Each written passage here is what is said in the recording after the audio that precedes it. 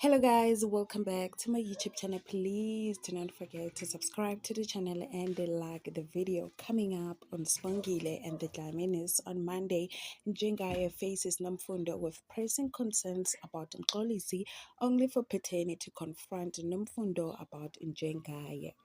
Sis Mavis uncovers a poorly mended vase and insists that Nelly and Tuli come clean to Peteni.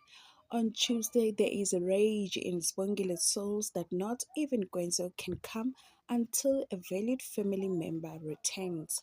With strong instincts, Peteni doesn't give up on her search for the truth about why Nomfundo was at the hotel.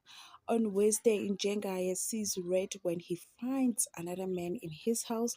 Meanwhile, Gwenzo shows up for Sibongile in her time of need. Mandulo is shaken to the core by Vuma's request. Thank you guys for watching.